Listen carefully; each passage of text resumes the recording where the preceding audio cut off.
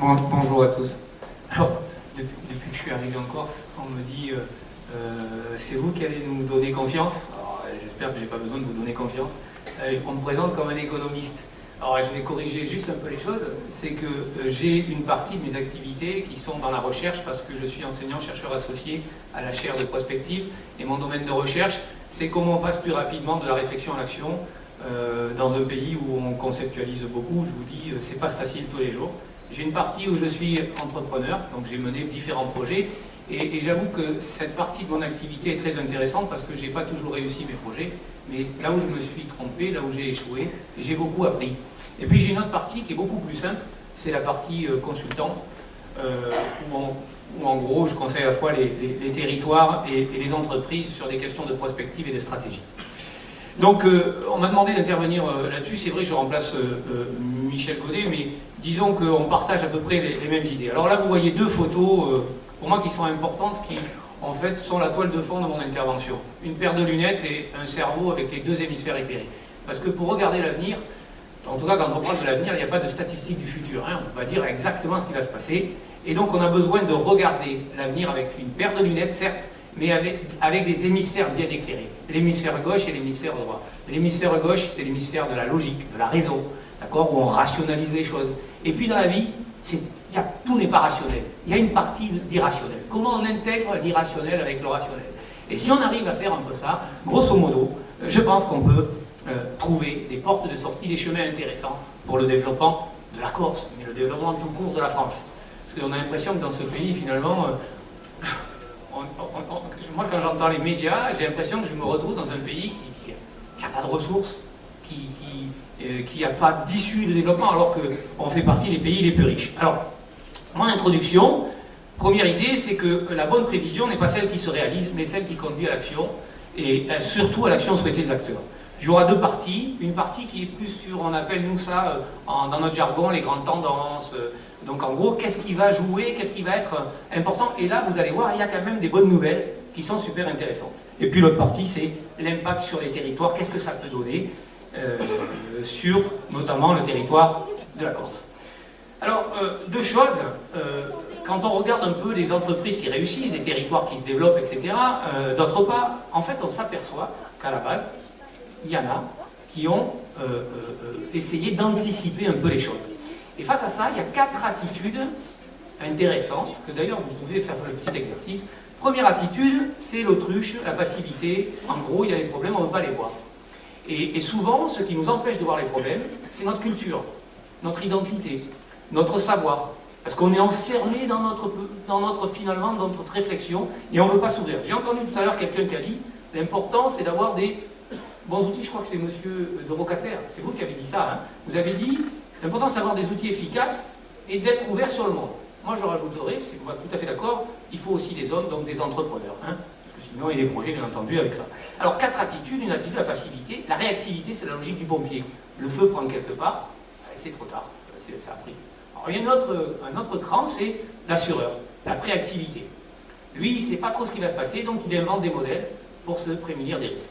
Puis il y en a une autre, c'est la proactivité, agir pour provoquer les changements souhaités. Ça, c'est la logique de l'entrepreneur. Et je vous conseille un petit exercice qui est très instructif d'un point de vue de la stratégie. Qu'on soit d'ailleurs, je crois qu'il y a des étudiants, hommes politiques, chefs d'entreprise, vous faites 3 colonnes. Une colonne réactivité, une colonne préactivité, une colonne proactivité. Vous mettez toutes les actions que vous faites mensuellement. Vous observez votre tableau. Si une colonne est plus remplie que l'autre, il faut vous inquiéter. Parce que si tout est dans la réactivité, vous avez le nez dans le guidon. Mais si tout est dans la proactivité, vous avez la tête dans la vision globale. On ne peut pas diriger un projet si on est un écart aussi important. Et en fait, l'équilibre, c'est les pieds dans la baisse locale et la tête dans la vision globale. 3 questions intéressantes face à l'avenir qui sont toujours les mêmes.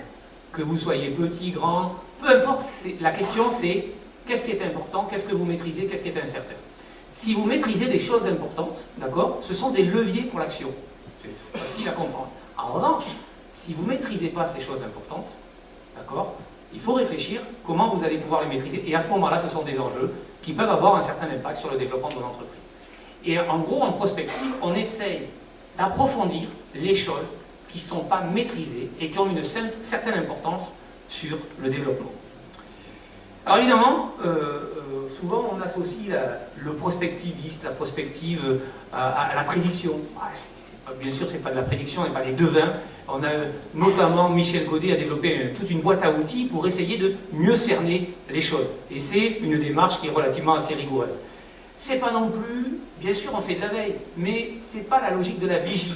Alors, le problème c'est qu'en France, en gros, je veux dire, il y a deux écoles. Il y a l'école qui regarde les choses un peu de loin, parce qu'en fait, il faut le dire, on a une culture depuis le XVIIe siècle, avec le siècle des Lumières, où, pour faire fabriquer la connaissance, il faut que le sujet soit détaché de l'objet.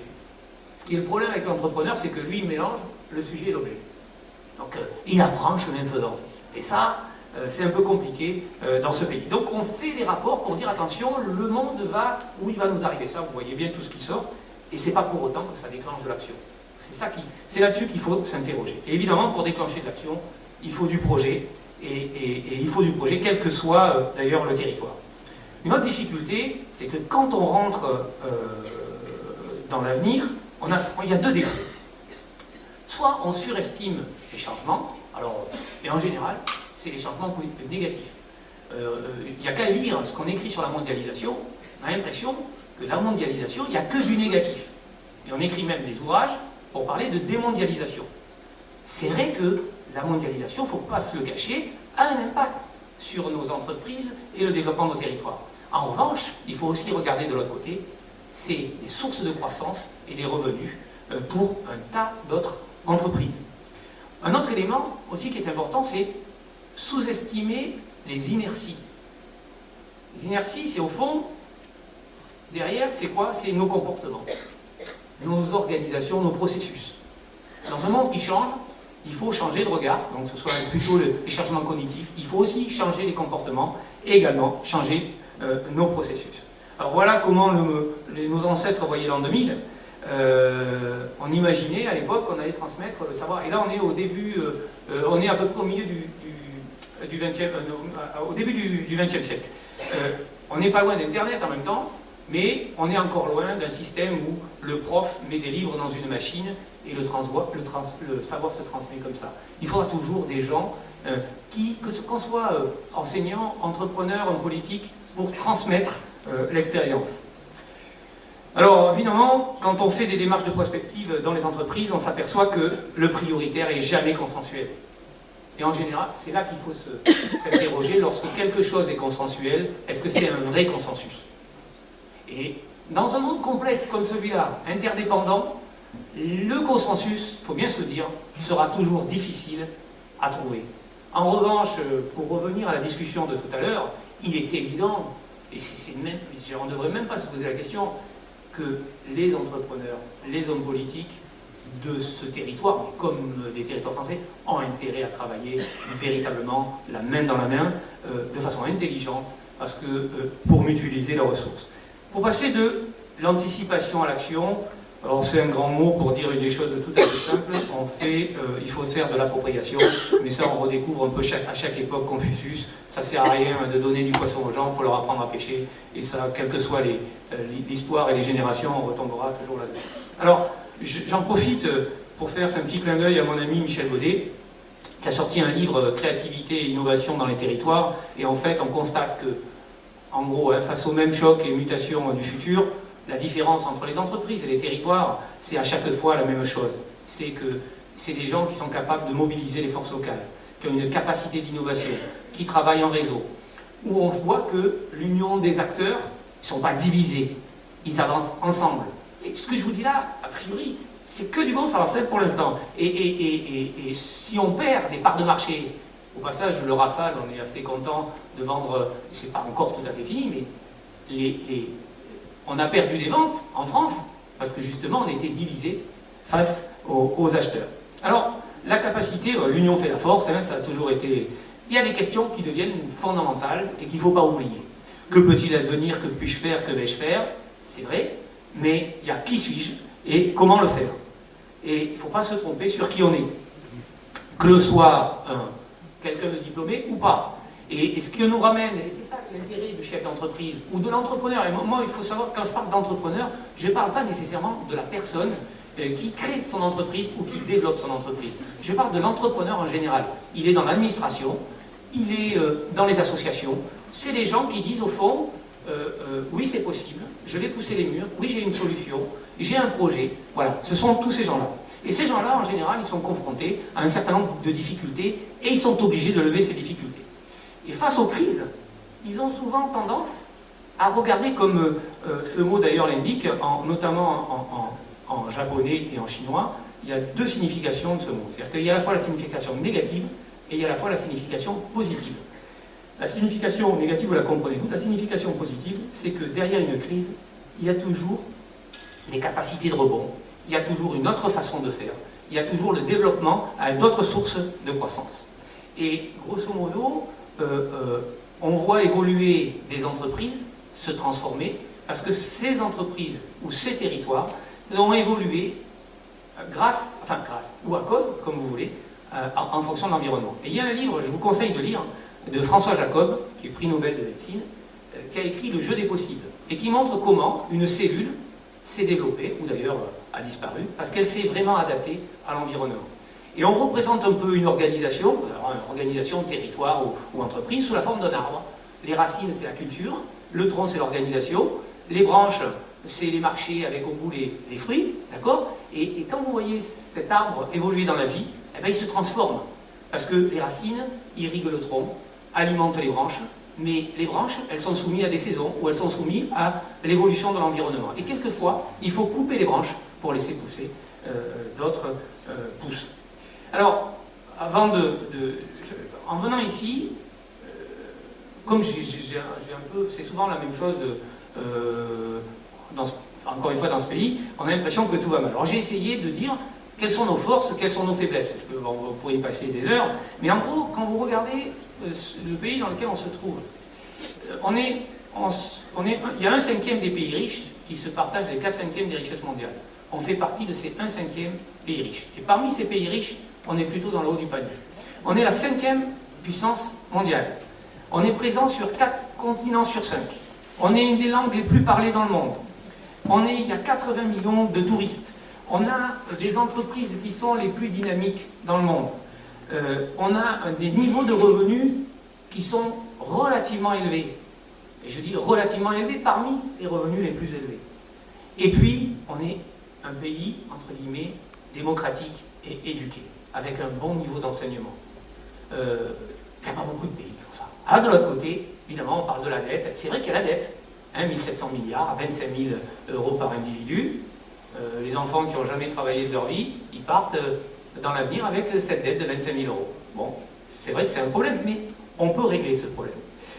C'est vrai aussi, la part de la valeur ajoutée de l'industrie diminue. Et c'est vrai que ça, c'est critique.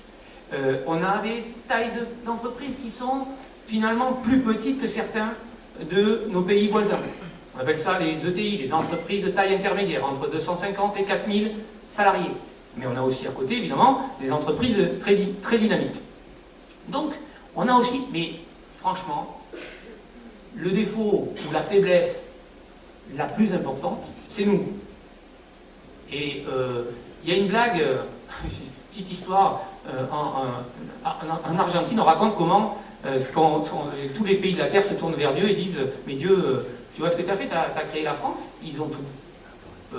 Le soleil, le climat, l'histoire, tout. » Il dit « Oui, mais j'ai créé les Français. » Alors, je pense qu'il faut aussi qu'on prenne conscience. Moi, je veux bien qu'on parle des difficultés, mais il faut aussi qu'on parle des atouts. Et pour ça, je vous invite à avoir d'avoir le réflexe de l'œuf de Brunelleschi. Alors, Brunelleschi, c'est un architecte de la Renaissance. C'est celui qui a révolutionné la façon de construire, si vous voulez, le dôme. Tout le monde connaît le dôme de Santa Maria Maggiore à Florence. Hein, il est très connu. Et à l'époque, on construisait ces édifices avec des charpentes en bois. Et il y a un type qui s'appelle Brunelleschi qui dit « Moi, je pense qu'on peut se passer des charpentes en bois en mettant les tuiles en arête de poisson. » Alors, évidemment, autour de lui, parce que à l'époque, c'était comme les consultants d'aujourd'hui, il y avait des écoles d'architecture. Et tout le monde disait « C'est pas possible. On n'y arrivera jamais, c'est pas possible. » Et c'est intéressant de regarder toutes les notes là-dessus, là, c'est très rigolo. Et lui, il est arrivé. Quand il est arrivé, on lui a dit « Mais comment vous avez fait pour trouver cette solution ?» Il a dit « Faites tenir un œuf debout. » tout le monde s'est exercé, personne n'y est arrivé. Il a cassé l'extrémité de l'œuf, il l'a posé sur la table. Pour innover, il leur a dit, il faut changer la représentation qu'on a vue.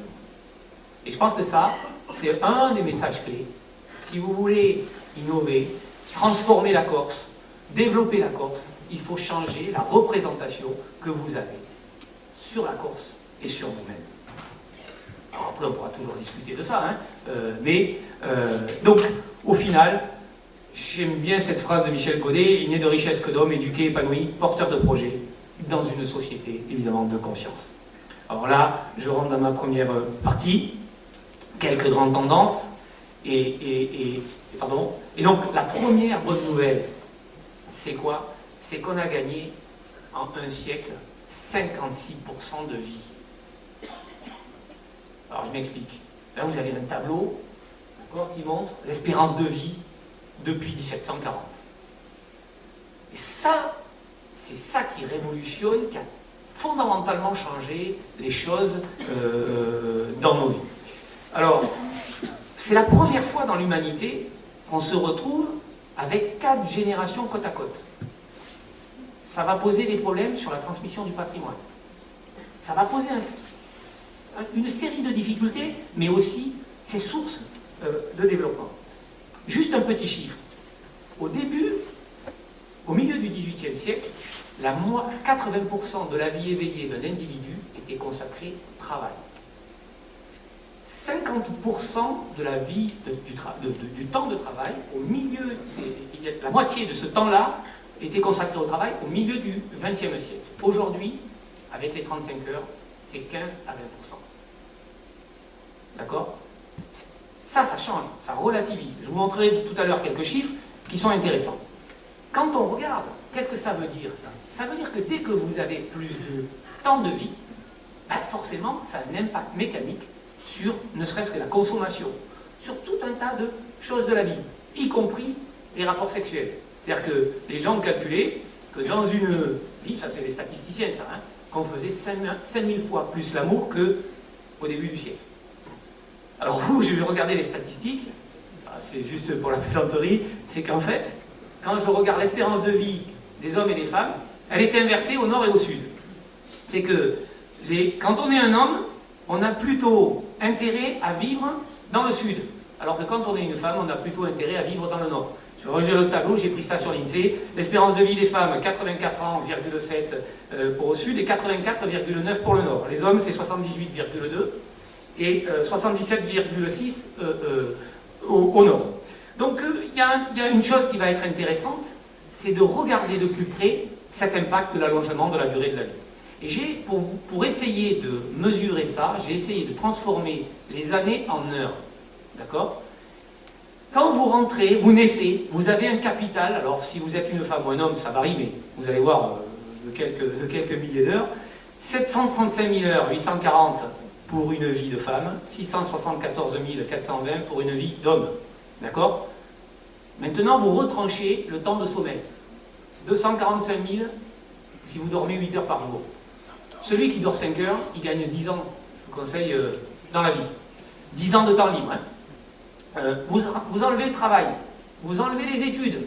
Alors, c'est l'INSEE qui dit finalement 60 000 heures d'études dans une vie, mais comme on rentre dans un système où on doit apprendre, chemin faisant, refaire son stock de connaissances, probablement que ce poste-là va augmenter. Il vous reste quoi? Il vous reste en gros 271 800 heures pour les femmes, 210 380 pour les hommes.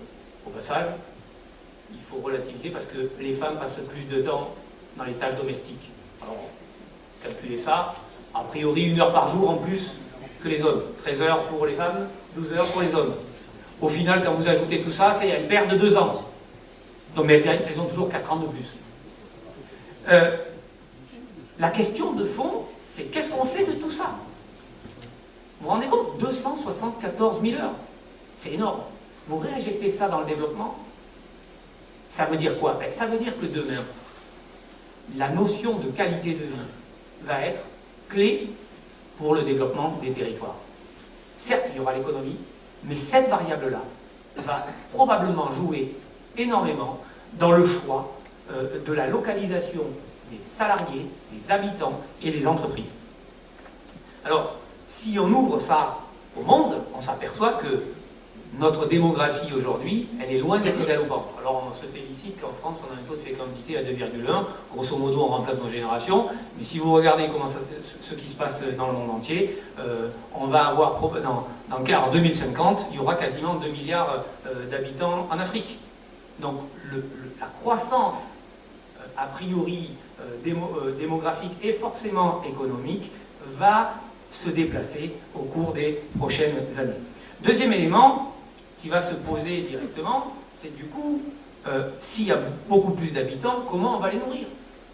La question fondamentale va être aussi la capacité à nourrir ces populations. Et là, aujourd'hui, regardez tout ce qui se passe sur la question de la réflexion des circuits courts, le développement endogène.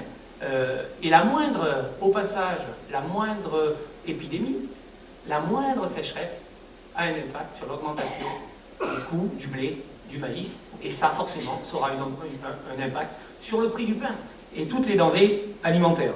Donc il va falloir trouver des solutions pour nourrir la population, et on les a. La bonne nouvelle, c'est aussi qu'on les a. Alors il faudra changer probablement de comportement. Sur les questions de ressources, alors je vais directement ici vous montrer que la tendance lourde qui se dégage, mais c'est un peu compréhensible, hein, c'est uniquement des mécanismes entre l'offre et la demande. Plus vous avez d'habitants, plus vous avez de territoires et de pays qui se développent, plus vous consommez de l'énergie, plus le rapport entre la demande et l'offre change, et plus le prix de cette énergie augmente. Et en gros, on a calculé que si les Chinois consommaient autant que les Américains, il faudrait les ressources de 5 planètes comme la Terre. Bon, c'est toujours des chiffres, mais en tout cas, ça a un impact. Ce qu'on sait, moi, on sait une chose, c'est qu'on n'est plus du tout dans une logique où l'énergie sera bon marché. D'accord? Il y a de l'énergie, mais on va la payer cher. Alors vous allez dire, bon, est-ce qu'on peut se la payer? Mine de rien, il y aura quand même des impacts. J'ai fait un petit calcul mais tout simple, hein, sur un territoire qui est loin d'ici, qui est dans la Bresse, entre Bourg-en-Bresse, Mont-Revel et Châtillon-sur-Chalaronne. Sur ce cercle, 60% des actifs sont mobiles. Ça répond aussi un peu, d'une certaine façon, à la Corse. C'est-à-dire que les gens prennent... Il n'y a pas de transport en commun. Les gens prennent leur voiture pour aller travailler. D'accord? 60% des actifs mobiles, c'est 60 000 trajets aller et 60 000 trajets retour. Ça fait 120 000 trajets. Vous faites l'économie de 1 euro par trajet, ça fait 120 000 euros par jour. Vous multipliez ça par 200 jours de travail, minimum. Ça fait 24 millions d'euros. C'est 24 millions d'euros qui ne vont pas dans le développement local, qui vont chez Elf, Total, etc. Donc il y a matière à réflexion pour bien aménager, pour penser à ces questions de transport, à ces questions de mobilité.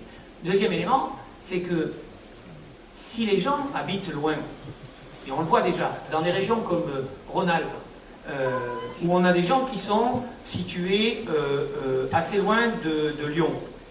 Et du coup, aujourd'hui, ils se trouvent endettés parce qu'ils ont sous-estimé le poste des transports. Donc, il y aura des impacts qui vont être non négligeables sur ces questions de transport. Mais il faut aller sur des champs connexes. C'est-à-dire qu'il faut s'ouvrir davantage. Pour fabriquer un produit, c'est de plus en plus complexe. Il faut intégrer plusieurs savoir-faire. Il y a 15 ans, il fallait grosso modo 15 ans pour fabriquer une voiture. Mais il fallait 3 fois moins de savoir-faire, de savoir en général. Aujourd'hui, c'est 7 ans et demi, et au bout de 3 ans, la voiture est dépassée. Il faut renouveler beaucoup plus vite. Et l'innovation est très vite dépassée. Et ça pose un problème, parce que c'est consommateur énormément de ressources. Et il y a une chose qui est aussi importante, et ça revient à l'entrepreneur, c'est sa capacité à résister aux crises et sa capacité à saisir des opportunités. Et vous verrez qu'on peut traduire ça également au niveau des territoires. Et là, il y a un maître mot, nous on les appelle les conspirateurs, les magiciens, etc. C'est que sur un territoire ou dans un pays, il n'y a pas d'entrepreneur, il n'y aura pas d'activité, il n'y aura pas d'emploi. Ce qu'il faut valoriser aujourd'hui, et je ne dis pas là parce que c'est le MEDEF qui m'invite, parce que je tiens ce discours y compris dans d'autres endroits, c'est que, et encore une fois je précise que moi le mot entrepreneur c'est pas celui qui crée son entreprise, mais c'est un comportement général. Un pays qui ne porte pas assez d'entrepreneurs aura de toute façon des difficultés à se développer. Alors, sur d'autres aspects, on va être impacté sur des questions d'organisation du marché du travail, sur l'impact sur les territoires, j'en reviendrai, mais c'est assez connu. C'est que, du coup, il y a un gros débat en France, et moi je ne rentre pas là-dedans dans l'histoire de 35 heures, je sais que c'est un thème de Michel Baudet, et en fait, ce qu'on constate quand même, c'est qu'on a beaucoup plus, par rapport à des pays qui ont le même niveau de développement que nous, beaucoup plus de jeunes au chômage, moins de 26 ans, et beaucoup plus de seniors au chômage. Donc, et on regarde en France la carte du chômage, on s'aperçoit quand même qu'il y a des fortes corrélations entre ceux qui ont développé l'alternance et ceux qui ont développé l'apprentissage, et ceux qui n'ont pas développé l'alternance et ceux qui n'ont pas développé l'apprentissage. L'écart peut aller de 1 à 3 en matière de chômage. Donc là aussi, quand je parle d'entrepreneur, c'est l'écosystème de l'entreprise, le lien avec la formation, et il faut impérativement bien assurer ce lien. On est un pays, je ne l'ai pas dit au début, mais vous voyez, on peut transformer l'information économique très facilement. En fait, on va dire, en gros, à gauche, quand on est plutôt de gauche, on dit la France a une des meilleures productivités du monde. Pourquoi? Parce qu'en fait, on prend le taux d'emploi et on divise par le nombre de travailleurs, et effectivement, c'est vrai. À droite, ils disent on est un pays où on ne travaille pas assez. Parce qu'on prend le taux d'activité, et dans le taux d'activité, on met les chômeurs et on compare ce chiffre à d'autres. Et ce n'est pas du tout les mêmes chiffres, ce n'est pas du tout les mêmes comparaisons. Donc, on a une productivité élevée. Le problème, c'est qu'elle profite à ceux qui sont le mieux armés. C'est-à-dire que, en gros, ceux qui rentrent sur le marché du travail font tourner la machine encore plus vite, et ceux qui veulent monter dans le train ont de plus en plus de difficultés à monter dans le train. Et c'est pour ça que ceux qui ont des difficultés, c'est ceux qui ont moins de 26 ans parce qu'ils n'ont pas d'expérience professionnelle. Et ceux qui ont aussi des difficultés, c'est ceux qui arrivent à un certain âge, parce qu'on parle d'obsolescence, ce qui est faux, parce que derrière il y a des questions de transmission du savoir, etc. Donc il ne faut pas oublier que ces questions d'emploi, il y a certes, sont liées à la croissance économique.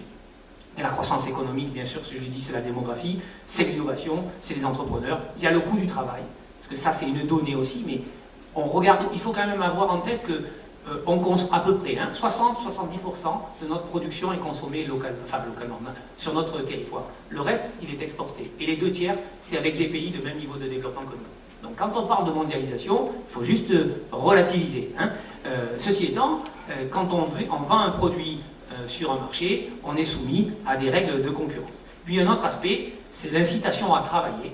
Donc il faut aussi trouver des mécanismes qui permettent, évidemment, d'inciter davantage les gens à travailler. Alors, il y a une société, et il faut se dire aussi l'impact, il n'y a pas que des phénomènes liés à la croissance économique, etc.